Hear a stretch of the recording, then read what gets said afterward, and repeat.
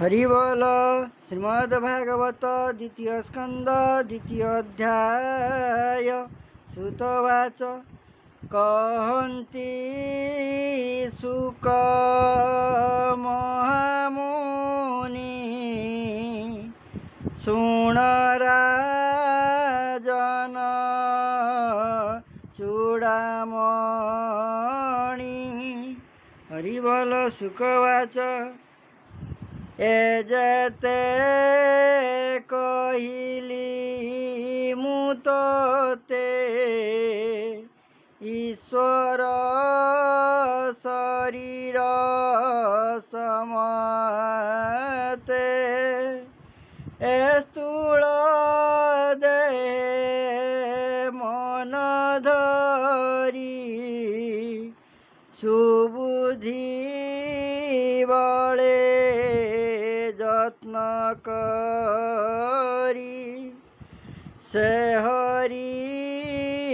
অন্তরে বাহারে আনকে অছি এ সংসারে সে সর্ববুদ্ধি অনুভূত स्वप्न जाग्रत मध्ये स्थित सत्य आनंद जलनिधि भक्त जनक सर्वसिद्धि जार हुए जगत आत्मार तुले उदयस्त एहि प्रकारे पूर्व काले से आत्मजनी सयले आत्मस्मरणे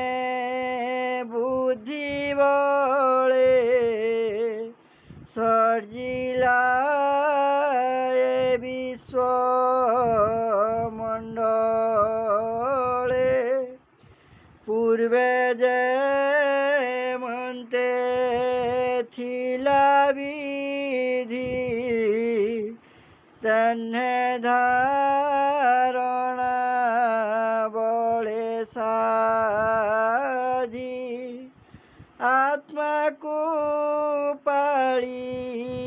पुनः रे बणिज जन्हे बणिजा रे सबद ब्रह्मर पथ जे मार्गे जीव आत जात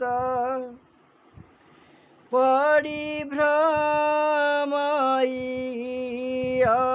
अधौर्धे किछि न लभे लाभ पदे नाना देवता दीक्षा करे व्यर्थ सुखे मन धरे वासना माया मय जाने न बुझी निरते भ्रमणे ताहांक मध्ये जे सुबुद्धि जानई बेगे सत्य बुद्धि विचार करे मायाग्रस्ते मुहि भ्रमयी किसर्थे श्रमल भई आत जाते लाभ न मिले मोर हस्ते एणु ए पथ श्रम तेजी जे प्राणी आत्मा लाभ खोजी प्रयास दूरे परिहरी आत्मा रे आत्मा बोध करी अल्प भोगे आत्मा पोषे बर्तई अवा उपवासे थाऊ ए वसुंधरी अंक सुवर्ण पलंके की सुख समर्थ भुज थाऊ में की प्रयोजन उपधाने अंजलि अच्छी जेबे हस्ते कि प्रयोजन अन्य पात्रे दिगबकल जार बास बसने तार कि बास लेंगड़ा वस्त्र पथे देखी तार ग्रहणे हंती सुखी थाऊ समर्थ दुई भुज कृत्य किंकरे किस कार्य आरोही मन जार पाद गज तुरंगे किस साध फल पूरी वृक्ष बने कि प्रयोजन भिक्षा अर्ने निर्झर नदी कूपस्थले कि प्रयोजन कमंडले पर्वत गुहा तृणे बेढ़ी सेथाहु गृहे किंपा पड़ी एमंत भावे कृष्ण पादे जे प्राणी रमंती आनंदे तांक रक्षण उपाय करंती प्रभु देवराय से किंपा धन गर्वी लोके क्षणे भजिबे आत्मा सुखे एही प्रकारे आत्मा चित्त सिद्धि लभंती अनुभूते से प्राणी होए कृतकृत्य ताहाकु प्रसन्न अनंत एणु नियत आत्मा जोगे भजिब कृष्ण पाद जुगे मु तोते कहिली विश्वासे एणे संसार हेतु नासे ए भावना दर करी संसार चिंता चिते धरी पशुंक प्राय तांक गति ए माया संसार भ्रमंती देख संसार प्राणी जेते जंत्रित जमर आयते बैतरणी नामे नदी जातना मध्य से प्रसिद्धि तही पड़ती देखु देखु तांको जीवन केबा रखु अर्जिला कर्म फल से भी अशेष दे ताहा भावी एबे हो शुण नृपमणि जेणे संसारु तरे प्राणी ए भावे नर शरीरे धारणा जग निर्विकारे स्वदेह हृदय प्रकाशे से हरि घोर तमनासे रिवल प्रादेशे मात्र रूप धरी विजय प्रभु नरहरि सूक्ष्म स्वरूप रूप तार शुण सुमने कुरुवीर श्याम सुंदर भुजचारी शंख कमल गदारी धारणा जगे चिंती निश्चल नयन देखती हरिबोल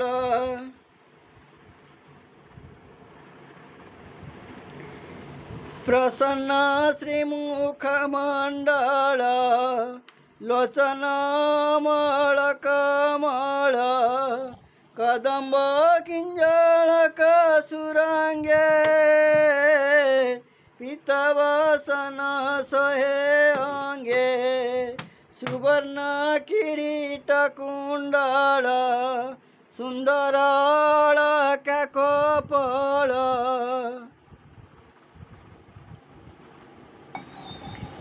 अमूल्य हार वक्षस्थले रत्न केयूर वायु मूले हृदय पद्म मध्ये स्मरी जे पाद ध्याये ब्रह्मचारी से पाद लक्ष्मीर चिन्हित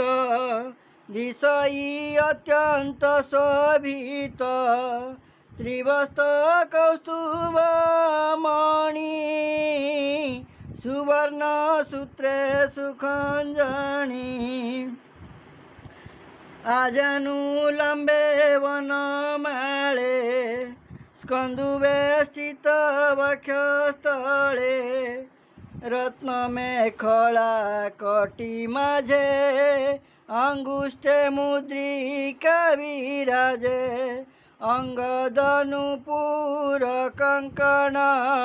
विविध अंग आभरण अमल पुष्प शिरे सोहे नीलकुंतल जनमहे सुंदर हर्षित वदन अंजन विराज नयन ध्रुभंग अनुग्रह मुख भ्रुकुटी कुटिल सुरेख अनेक अनुग्रह जही संचित होई अछि रही एमंते ईश्वर देह चित्ते चिंतिब चिंतामय जावत धारणर बळे मन कुरुहाई निश्चले तावत एक एक अंगे नित्य भाविब बुद्धि जगे हास्य बदनु पाद जाए भाविब विष्णु स्थूल देह स्थान कुस्थान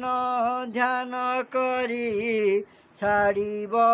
पर आवरी जावत बुद्धि शरीरे परमे भक्ति न विचारे जावत विष्णु निज देहे न देखी तत्तर उदये तावत स्थूल रूप चिंती চিত্তে স্মরিব নীতি নীতি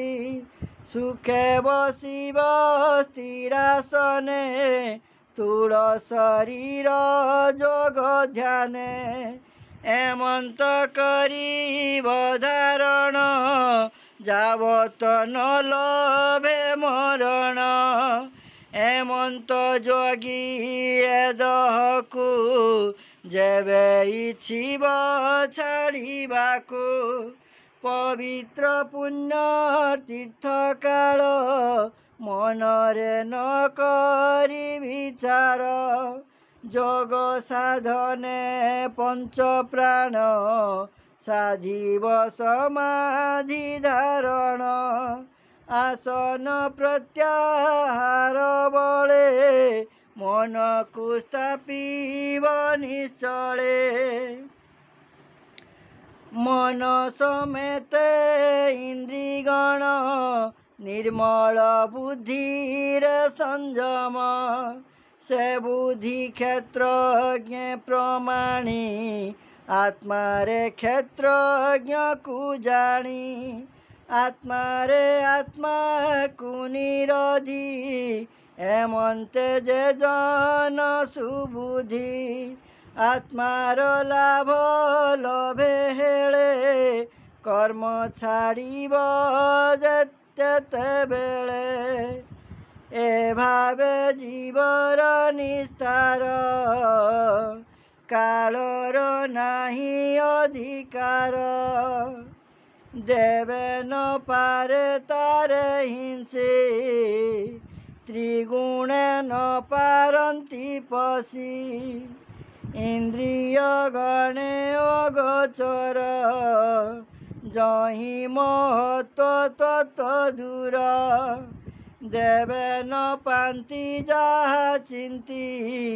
न जाणु बोलंती दुरात्मा भाव परिहरी सुहृद भाव चित्ते धरी जे अटे वैष्णवर धाम परम पद जार नाम से पद हृदय धरती सर्वत्र श्रेष्ठ मने चिंती ए रूपे साधि मुनि जन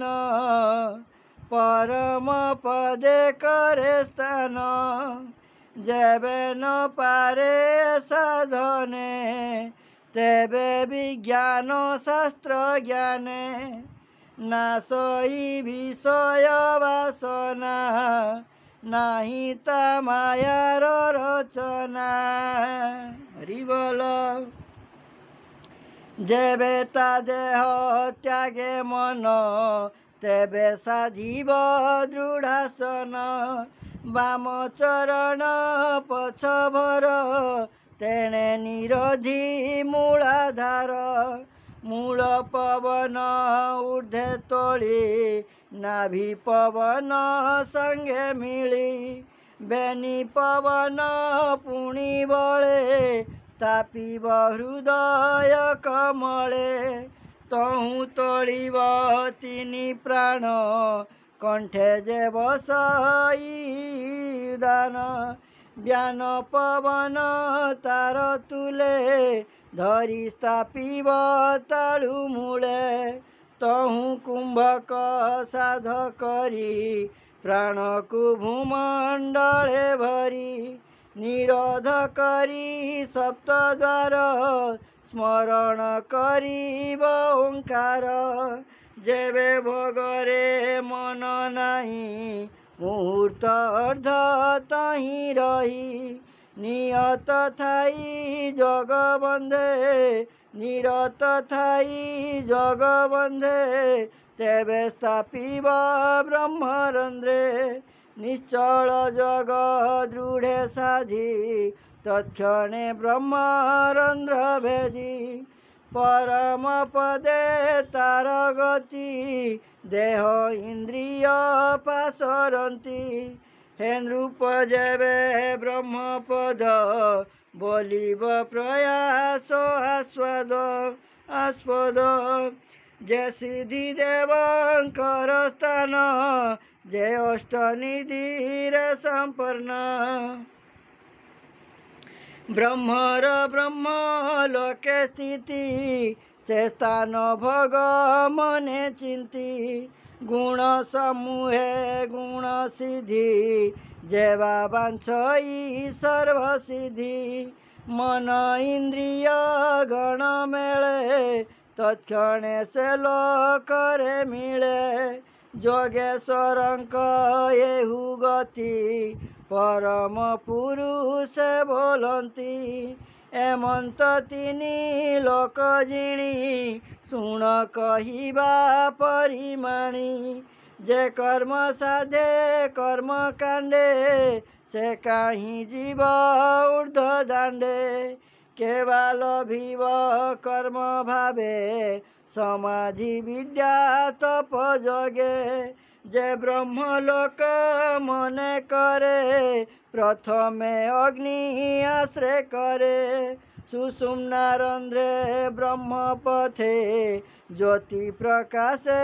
ऊर्ध्व गते विधुत कल्म सशरीर से चक्रे स्थित शिशुमार से शिशुमार चक्र सार से चक्र तले ध्रुवपुर विश्वर नाभि से बोलाई आत्मा स्वरूपे तहु जाई प्रवेश परम स्वरूपे ब्रह्म निर्वाण मोहर लोके कल्प आयुष देवगणे जहीं रमंती अनुक्षणे से पुणी कल्प क्षय काले अनंत निश्वास नले दहन देखी अंतरिक्षे अनंत शयन प्रत्यक्षे सिद्धेश्वरंक स्थाने पशे वेदजा ब्रह्म लोके घोषे बेनी परार्थ जहीं गणी से ब्रह्म लोक परिमाणी संसार कर्ता जे बोलांती से ब्रह्मा ब्रह्म लोके स्थिति से पूरे नहीं सुख दुख शोक जरा मरण उदभेग चित्त अनर्थ हेतु नहीं जन्म मरण भय कहीं कहते काले से भुवने थाई चिंतई अवधाने लिंग शरीरे पृथ्वी रे निर्भय से स्थल विहरे पृथ्वी रूपे जले जाई जय इष्ट भगता भुंजई अनल मध्य तहु स्थिति ज्योति स्वरूप प्राण चिंती पवन करई संचार धरई पवन शरीर से वायु काले नभे पुरे से नभे लिंग रूप धरे गंध कल्पई घ्राण मात्रे रस कुरस न समेते दृष्टिरे रूप कुसंघरे पवन बसे चर्म परे आकाश गुण करने भरी ए रूपे प्राण सूक्ष्म भरी बुद्धि इंद्रिय भाव एणे पंच तन्मात्रे परिमाणे अहंकार तीनि गुण बुद्धि इंद्रिय दिव्य ज्ञान पंच विकार पंच देवा मन समेत करी सेवा ए पंच देवता समेत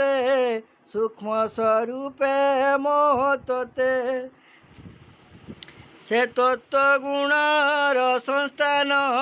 प्रधान देहे होए लीन से नित्य शांति सनातने आत्मा निरोध आत्मज्ञाने प्रवेश करे विद्यमाने विज्ञान आनंद चेतने आनंद ज्ञान रस भळे शांति लभई सुनिश्चले एमंते धारणानुभावे निश्चय पसई वासुदेवे अंते लभई जेउ गति ताहाकु बोली भगवती जही पशिले आत्मा मन न लभे पुनरागमन शुण हे नृप परीक्षित जेणु पुछिलु भागवत तेणु कहिली श्रुति जोगे तोर समीपे अनुरागे दैवे काल अवसान एबे कहिबा दिव्य ज्ञान ब्रह्मार तपे होई तोष विष्णु जे देले उपदेश जे सद्य मुक्ति क्रम मुक्ति स्वभाव सिद्ध बेनिगति से पथ कही विमुतते एबे तू शुण एक चिते संसारे संचरती जेते तांको तारणे पथ जेते एहिटी जान शिव पथ तात हूँ भक्ति जग जात जे कथा शुणी प्रिय भावे भक्ति लभे वासुदेवे ब्रह्मार तप कष्टे हरि जहा कहिले दया करी से ब्रह्मा ब्रह्म वेद सार सकल बुझी तिनि बार जे भक्ति जीव सुख पथ ए भावे हेलात्मेरत से हरि सर्वभूत मध्ये नित्य विहरे आत्मा पदे बुद्धि लक्षणे अनुमाने निश्चल जोगी जोग ध्याने के अवा करिब गोचर जगत बाह्य अभ्यंतर एघेनी सर्व आत्मा भावे सर्वदा काले सर्वठावे हरिंकी श्रुति